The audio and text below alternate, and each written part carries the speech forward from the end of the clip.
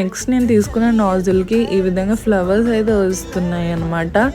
Try చేద్దామని చెప్పేసి ఇలా ట్రై చేశాను, ఫ్లవర్స్ అయితే వచ్చాయి.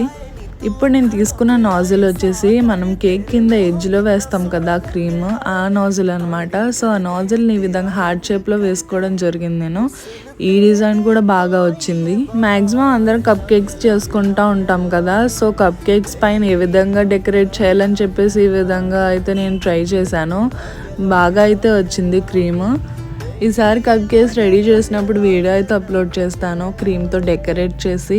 ఈ నాజిల్ యూజ్ చేసిన తర్వాత తెలిసింది ఏంటంటే నాజిల్ ఒక డిజైన్ ప్రకారం మనం యూజ్ చేయాల్సి ఉంటుంది. సో మనకి డిజైన్ ఏం వేయాలని ఐడియా ఉంటే కనుక దాని పర్టికులర్ నాజిల్ తీసుకుంటే కనుక మనం కేక్ మీద డెకరేట్ ఈజీగా చేసేయచ్చు, ఇంట్లోనే ఈజీగా చేసుకోవచ్చు అని అనిపించింది. సో అదండి ఈరోజు వీడియో. ఇలాంటి మరిన్ని ఇంట్రెస్టింగ్ వీడియోస్ కోసం సబ్స్క్రైబ్ చేయండి.